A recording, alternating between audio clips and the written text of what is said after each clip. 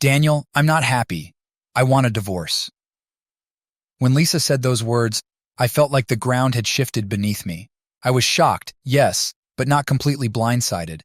After nearly 20 years of marriage, I had noticed her confiding more and more in her friend Chloe, who fancied herself a marriage expert. Chloe's expertise came from having 3 divorces of her own. Daniel, did you hear me? I said I want a divorce. Yes, Lisa, I heard you, I replied, trying to stay calm. This is serious and I don't want to respond impulsively. I've always believed I've been a loving husband and a dedicated father. You've never mentioned any problems in our intimacy, so I'm blindsided by this. But if our marriage is making you unhappy, I won't stand in the way of your happiness. It hurts, but I'll support your decision to divorce. Can you tell me, is this something new, or has it been building for a while? Lisa's response was cold. Yes, it's been building. I need space, time to explore new opportunities, meet new people. Legally, we have to be separated for 90 days after signing the papers.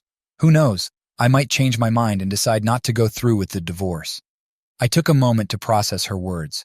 I've heard that during the 90-day separation, we're free to date others without it being considered cheating. But we both have to agree to stop the divorce. Either one of us can proceed without the other's consent. Lisa looked taken aback, not realizing I had the same freedom. I thought that if I filed first, it would be my choice to continue or stop the divorce. I shook my head. That's not fair, Lisa. I'll file too, so we're on equal footing. Does that sound reasonable? Lisa hesitated. I suppose. Are you saying you want a divorce too? I thought I was a good husband, father, and partner. I'm not asking for a divorce, but I won't block your future. You've been a great wife and mother, but you wanting more shows I've fallen short.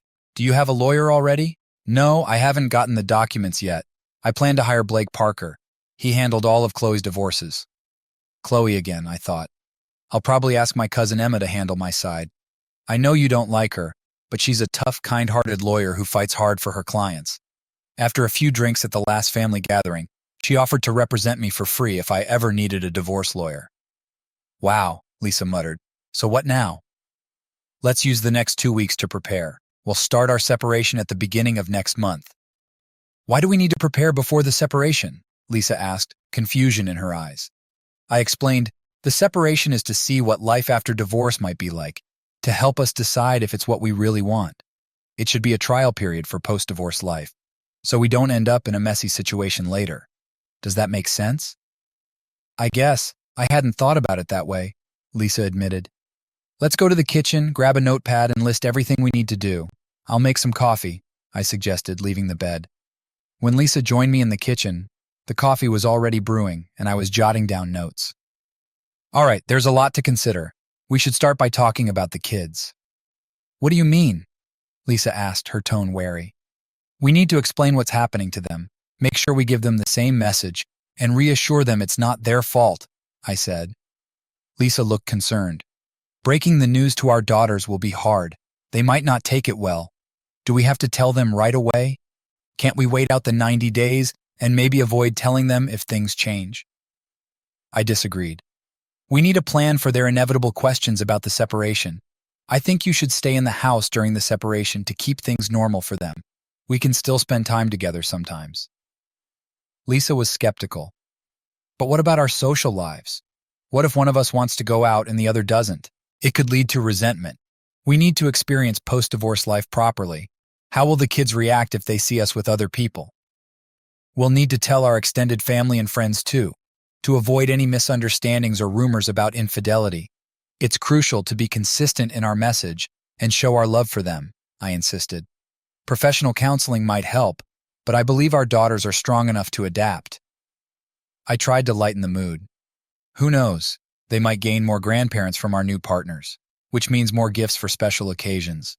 But we'll have to coordinate events like birthdays and holidays carefully. Lisa sighed, still looking doubtful but resigned. All right, let's start planning. I pointed out to Lisa the importance of keeping our new relationships discreet.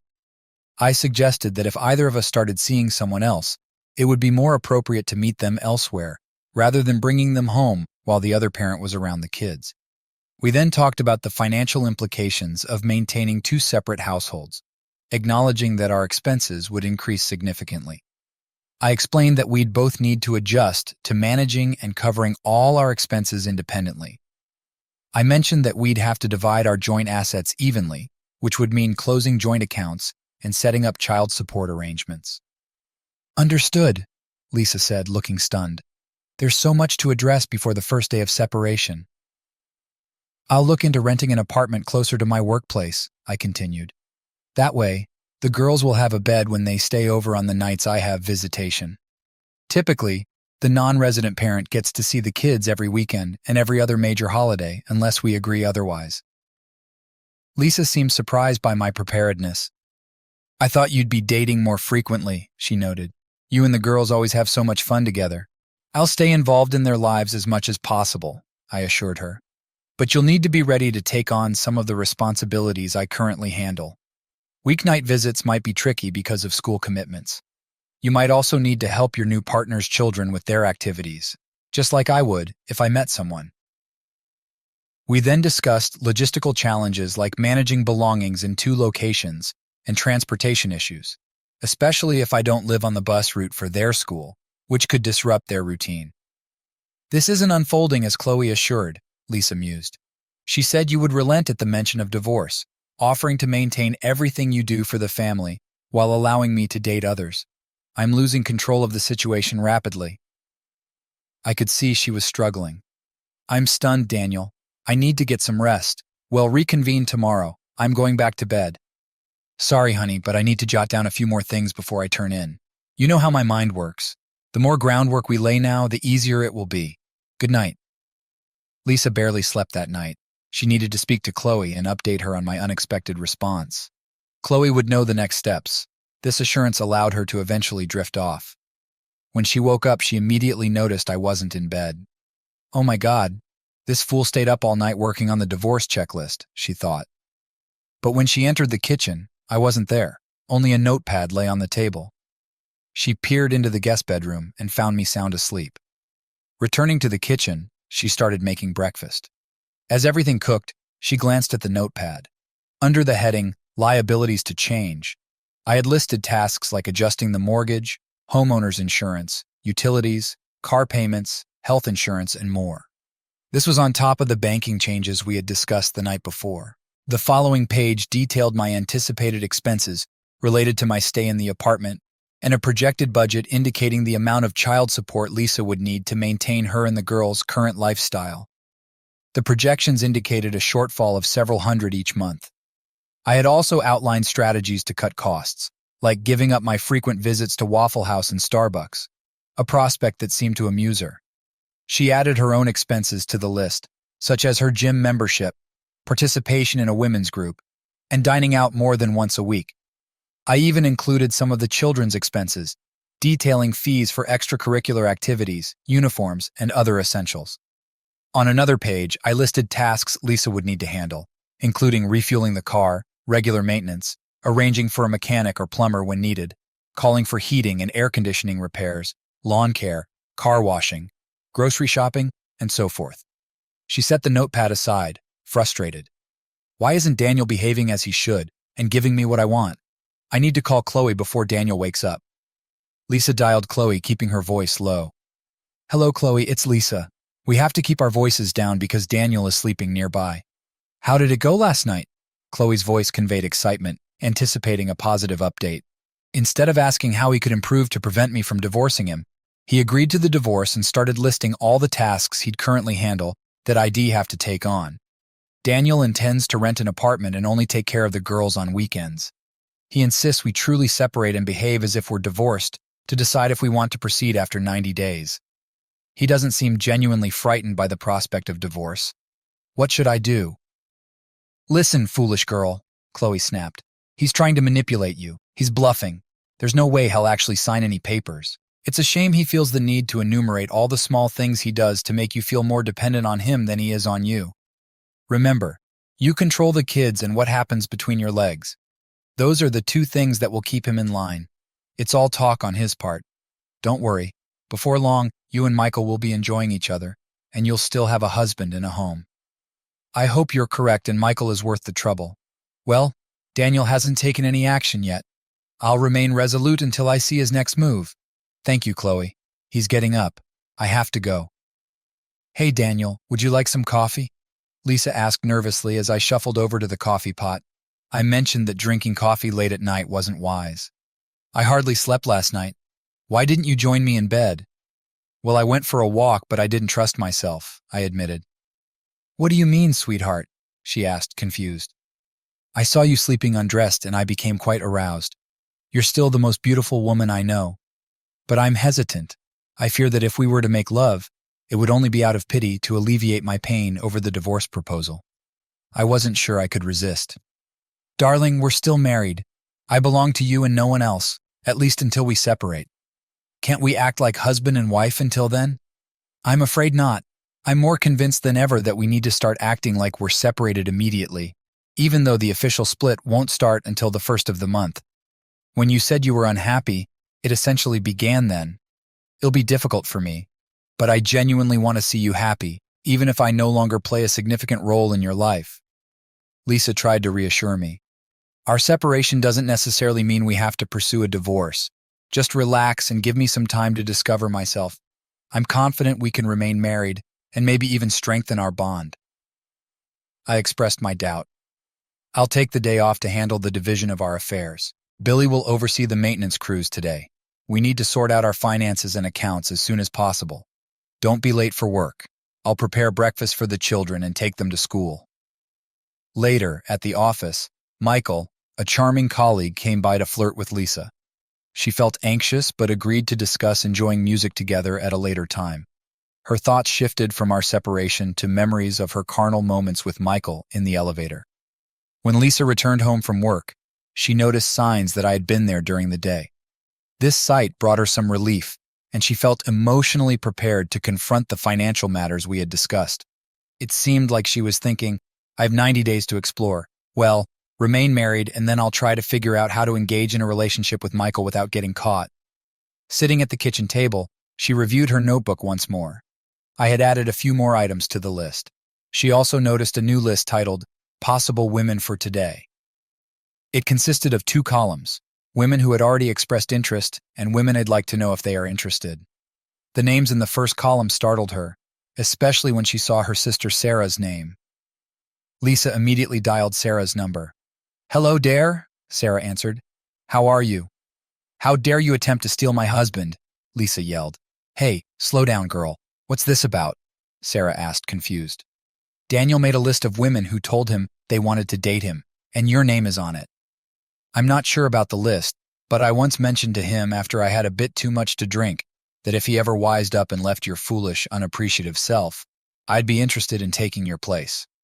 Wait, what's happening that is presenting you a list of women interested in him? Are you implying there's trouble in paradise? Did you catch him, or did he catch you with someone else?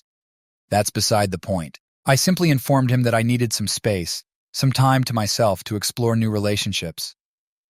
Yeah, you're looking for something on the side. Who is it, or are there multiple? Sarah cut her off. No, I haven't been involved with anyone yet. Daniel and I are just going through the 90-day separation, and then we'll decide if we want to remain married or not. All right, Sarah said, her tone accusatory. You're obviously looking for someone specific, and if you want to be carnal with Daniel, there's nothing you can do about it. I'll be pursuing Daniel myself once you're legally separated. He deserves better. Lisa defended her decision. It was my initiative to separate, even though I praised him as a husband and provider. Sarah criticized her actions. You're foolish and naive. Daniel is a great provider, husband, father, and lover. Notify me as soon as you're free from the marriage. Sarah ended the call. Lisa tried to settle her nerves, but it didn't help. She glanced at the list of women again. Lauren, Daniel's secretary, was on the list, a stunningly beautiful single mother, nearly 20 years younger than him. The thought of her husband dating someone so young was unsettling. There were 2 other women, one of whom was married, as denoted by the M next to her name. The remaining names belonged to women who worked alongside Daniel, some of whom Lisa recognized from their local area. Despite holding a degree in psychology, Daniel had worked as a laborer during college and maintained his affinity for the trade, growing his business to encompass 3 teams. Lisa suspected he was evaluating these women's plumbing skills as well as the state of their hearts. The three unnamed women on the list were simply labeled as waitress at Waffle House, barista at Starbucks, and clerk at Walmart. She wondered how many other women found him as appealing as Sarah did. She hadn't anticipated him dating while they were apart, but now she pondered if he already had someone else in mind. Daniel entered the house and noticed Lisa flipping through the notebook. He had a hunch about the upcoming conversation. "Looks like you wasted no time finding a replacement for me, huh? My own sister, of all people. How could you?" Lisa retorted. "I was merely catching up with your progress in finding a boyfriend," Daniel replied. "What do you mean? I don't have a boyfriend. I just want to explore some new relationships," Lisa clarified. "What about Michael Hayes?" Daniel inquired. "How do you know about that?" Lisa questioned. "Michael Hayes? What's your plan today?" "I bumped into Megan, your boss's secretary at Walmart during lunch break. She's a notorious gossip. Don't trust everything she says," Lisa couldn't resist asking. "What did she say?" "Megan mentioned that you're pretty close with one of our new partners, Michael Hayes.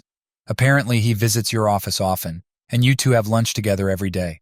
Considering our company's strict policy against office fraternization, I asked what was going on," I said, watching her closely. "Michael is just an old college friend," Lisa responded quickly. "We hang out sometimes, that's all." "Well, from what Megan said, it sounded like he might be one of the men you're considering during our separation," I probed further. "Michael is just a friend. We've barely done anything, just talked. He's always been nice to me, even on my worst days," Lisa admitted, her eyes shifting slightly. "Anything more?" I pressed, sensing there was more to the story. Lisa hesitated, her expression revealing a hint of guilt. "Did you do anything that would upset his wife?"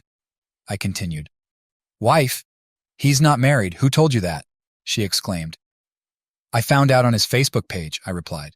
"Is this Michael Hayes we're talking about?" "Yes, but he never mentioned a wife," she said, looking puzzled. "His profile says he's married to Victoria and has 2 sons," I revealed. "It was updated just 3 days ago, and his wife's post suggests they're still very much together." Lisa looked shocked. "I had no idea he was married. I would never do anything to break up a marriage." "Seems like you're okay with breaking up our own marriage, though," I shot back, feeling a pang of bitterness. There was a heavy silence as Lisa realized she was cornered. Michael was the main reason she was contemplating ending things with me, but she couldn't admit that now. "Well, he was just one of several men I might consider dating. I can make a list just like you," she deflected. "Oh my God, I just remembered something crucial. If we decide to stay married after the separation, we need to exchange medical reports to ensure we're both free of sexually transmitted diseases," I interjected. "You're being ridiculous," Lisa snapped. "It's just a precaution." I wasn't really planning on dating anyone, especially since it's only for 90 days. But if I feel the urge, I can find someone. "I'm sure you'd want to feel safe too. It's not just about you, it's about who you're with and who they've been with," I explained calmly. "Fine, whatever," she muttered. "So, what's next on your to-do list?" "Well, I've got a lot on my plate, starting with sorting out our finances and accounts. Dealing with the mortgage, utilities, and the like will be next. Oh, I found a potential apartment closer to my workplace. Lauren, my secretary, works as a night manager at the Royal Arms. They have a 2-bedroom unit available, and if I become an apartment maintenance specialist, I could get a 50% discount on rent. That means more money for you and the kids." "You haven't signed the lease yet, have you? We have 90 days. Maybe you won't need to move out," Lisa suggested, trying to keep her voice steady. "No, I haven't finalized the lease yet. Lauren mentioned they typically don't do month-to-month rentals, but she might make an exception for 90 days. When she found out about the divorce, she expressed interest in me. I was surprised, given the age gap and all. I had no clue she found me attractive. I declined politely, citing workplace rules against employees and managers having personal relationships. She suggested finding another job if that was the issue. "That's why I mentioned it on the list," I explained. Lisa was fuming inside, but held her tongue. Without waiting for her response, I continued. "Another piece of news you might appreciate. I booked 2 tickets for a 10-day Hawaii vacation. It was supposed to be a surprise for our 20th anniversary." Lisa's demeanor shifted instantly. "Hawaii, oh Daniel, you know how much I've always wanted to go there. This is amazing. I can't wait to relax on the beach and swim in the ocean. Thank you, thank you." But my expression remained serious. "We won't be going to Hawaii together. When you mentioned divorce, I realized we might not make it to our 20th anniversary. I tried to cancel and get a refund, but it was too late. They only offered a 20% refund.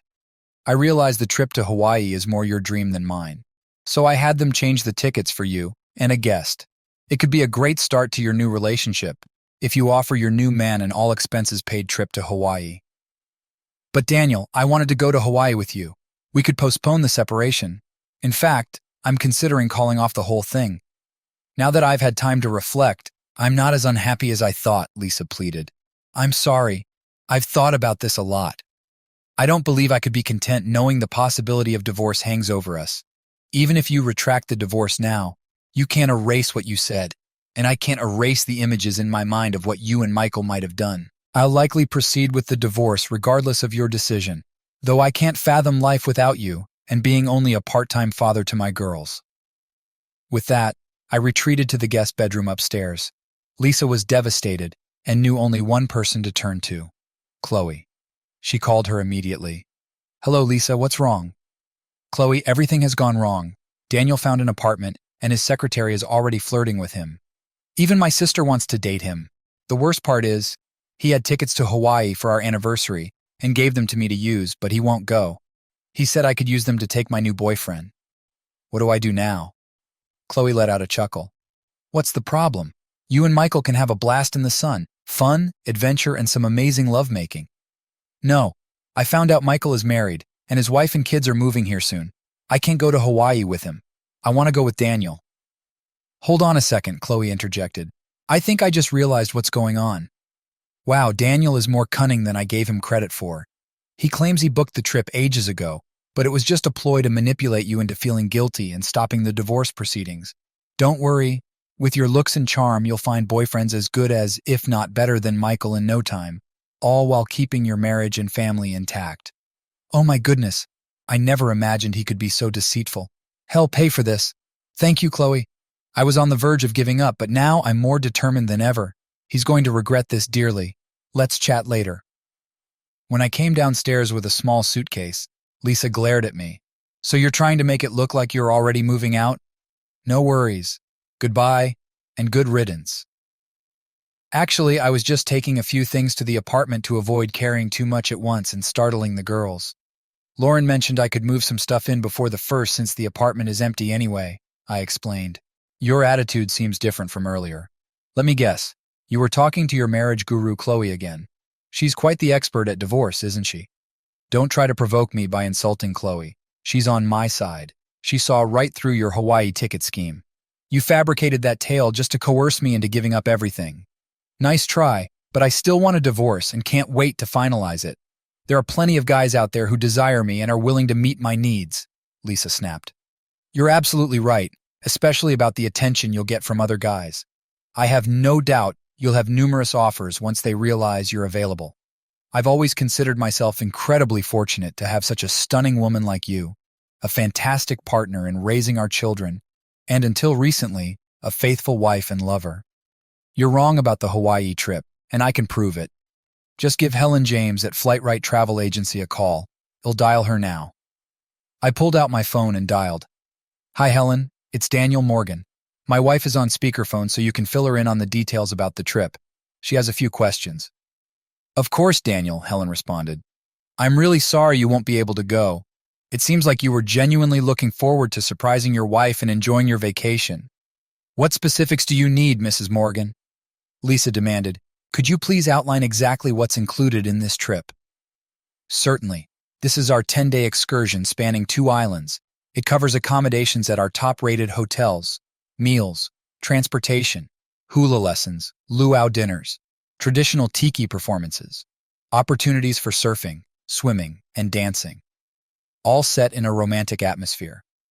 Many couples have found it to be a transformative experience for their marriage. When did my husband initially arrange this trip? Lisa asked, certain this would expose my deception. Let's check, Helen said, pausing for a moment. According to our records, he inquired about it approximately 3 months ago, then finalized his selection for this specific trip 2 months ago, with payment made 2 weeks thereafter. Yesterday, he contacted us to cancel the booking, resulting in a 20% refund. I was surprised when he suggested that you could still go and find another companion. That says a lot about the kind of husband he is. You're quite fortunate. Any other inquiries? No further questions. I'll get back to you soon with the name, Lisa replied, trying to process the information. After the call ended, she tried to anticipate Chloe's response. You think you've outsmarted me once more, don't you? You and Helen conspired to fabricate this Hawaii trip story before I even mentioned divorce. Well, I've caught on, she said, feeling a twisted sense of pride in her deduction. I let out a heavy sigh. You should talk to your parents. What do my parents have to do with this? She snapped. Who do you think will look after the girls while we're away? I asked. Fine, let's call them, Lisa responded, caught off guard. No need to rush into it, dear. I'm already dialing, I stated. Daniel, wait. But her mother answered the call, recognizing the number. Lisa, how are the girls? Glad you called. Hi, Daniel, her mother said. Hi, Mom, Lisa greeted hesitantly. Mom, this is Daniel. We're on speakerphone. Hold on, let me get Dad too, she said. In the background, we heard her father's voice. Frank, it's Daniel and Lisa. Pick up, honey. What's going on, guys? Frank joined the conversation. When Lisa remained silent, I spoke up. Lisa knows now, so no need to keep it a secret. We're sorry I can't go, but I didn't mention why when I called earlier. I hope it's not health-related. When you called this morning and said we wouldn't babysit the girls for your Hawaii trip, we were disappointed. We were looking forward to having them with us for 10 days, and we felt bad for Lisa that you couldn't go with her. We know how much she wants to go, but she'd rather go with you than anyone else. Have you decided who to take, Lisa? It'll be tough for whoever stays, her father commented. No, Mom, I haven't decided yet. How long ago did Daniel discuss the Hawaii trip with you? She asked, sensing a trap. I'm not sure. Frank, do you remember? It was around New Year's, wasn't it? Her father replied. Almost sure. 2 or 3 months ago, he mentioned it early so we could stock up on snacks. These two can eat anything and never gain weight, her mother said. Daniel, Lisa's mother interjected, concerned. Is everything okay with Lisa? Why are you asking when Daniel talked to us? Did something happen between you two? Oh God, did you break up? No, Mom, not exactly. We decided we needed some space, some time apart to recharge our marriage and maybe reconcile, Lisa clarified. Dare, I'm not going to lie to your parents. They've always been honest with me, I interjected. Mom, Lisa began, I didn't mean to cause alarm. What I meant was that the first step in the divorce process is a 90-day separation. I hope this time will help me find myself, explore new opportunities, and better myself so I can be a better wife and mother, Lisa explained. And that's coming from me, Mom. Frank's voice boomed. I know when I'm being fed a line, Lisa. Do you have a boyfriend on the side? No, Dad, not at all, Lisa denied, her voice shaking. I thought about stepping in but decided against it. Frank continued, his wife's sobs echoing in the background. I can't believe you could do something like this. We raised you better. I'm so disappointed. Don't expect us to welcome your new man with open arms, Lisa. We're so sorry, Daniel. At least promise us you'll let us see our grandchildren after the divorce. As Lisa's tears intensified, she interrupted. Daniel has blown this whole thing out of proportion. I take my words back. No divorce, no separation. I'll talk to you later when everything calms down. Seeing Lisa in such distress, I said, You need to pull yourself together. The girls will be home soon. I grabbed my suitcase and headed toward the door. Where are you going? Didn't you hear? I don't want a divorce. You don't have to go anywhere, she pleaded. You decided on divorce without consulting me. Now you think you can change it all back just because things aren't going your way? You don't seem to understand that I have a voice in this too. After what I've learned about you over the past week, I'm not sure giving up on the divorce is a good idea. I'll stay in the apartment tonight. Daniel, please don't go. I'm sorry. You said it was fine before I brought up this nonsense about wanting a divorce. Can we just move past it and return to how things were? You claimed you were happy. I was happy too. But I can't forget how you admitted to being unhappy and planning to have an affair with Michael. Like I said, you've already committed infidelity. Emma mentioned she could easily draft the divorce papers since they're standard terms. She might even serve them tomorrow. I won't sign them, Lisa retorted sharply. That doesn't matter. All Emma needs to do is ensure you're officially served. She might do it at your workplace, perhaps even in front of Michael. We could claim alienation of affection. I could even involve your boss for violating company policy. But that's too far. I need you to be able to care for the girls after the divorce. I know, I'll speak to Michael's wife. That should suffice for payback. Why are you so harsh? I love you, and you love me. Is there anything I can do to make things right? You said divorce would be tough on both of us. Don't you want to avoid this pain? I promise never to bring up this divorce mess again. Please stay and let's work it out, Lisa pleaded tearfully. I remained silent, letting her words sink in.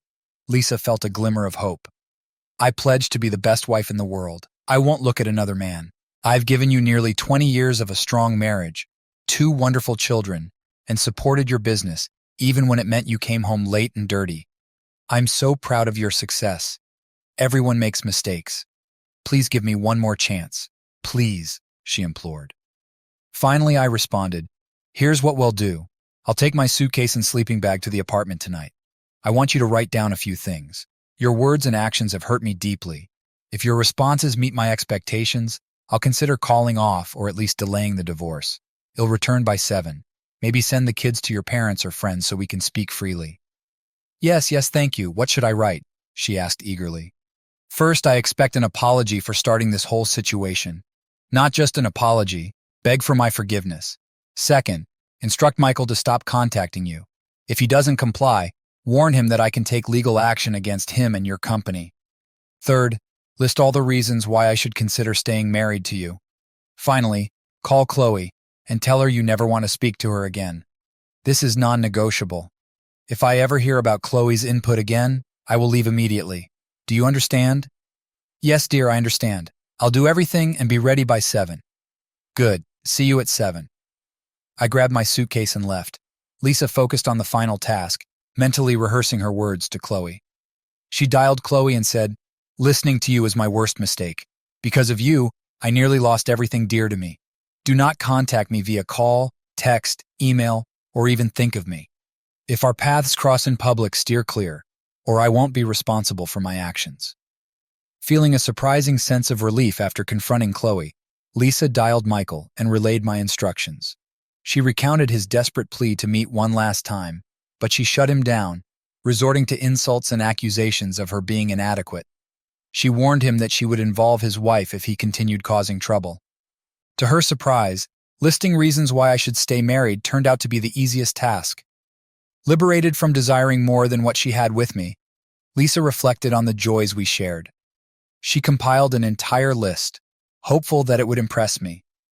She expressed remorse for the divorce ruse, acknowledging how foolish and self-centered she had been. As 7 o'clock approached, Lisa felt prepared and hopeful. But when the hour struck and I hadn't returned, worry crept in. 5 minutes later, I reappeared without my luggage, my expression unchanged. Lisa tried to remain composed as she handed me her responses. Here are my answers. I hope you reconsider. I read through the list for a long time, tears welling up in my eyes. Seeing me cry, Lisa began to weep too, thinking this might be a hopeful sign. Lisa, this is really impressive, I said, my voice shaking. Lisa's heart leaped as she rose to embrace me, but I gestured for her to stay seated. Your effort is commendable, but I'm not sure you understand the extent of the pain you've caused me. I fear I must proceed with the divorce, I explained. Lisa was devastated. It felt as if her heart had been shattered. Collapsing to the floor, she sobbed uncontrollably, her grief overwhelming. I've ruined my family's life. I'm the worst person alive. I don't deserve to live. How could I have been so foolish? She wailed. I knelt beside her, whispering, now you understand how I felt. As Lisa continued to cry, I approached the door but paused, glancing back at her. During our separation, are we allowed to see other people? Through her tears, Lisa struggled to speak. If dating others is permitted, what are your plans for Friday night? Would you like to have dinner and catch a movie? I asked. You're asking me out on a date? Lisa exclaimed, wiping her tears. Yes, I believe our old relationship has changed, but perhaps we can start anew, I suggested. With renewed hope, Lisa rushed toward me. Yes, 1,000 times yes, she cried.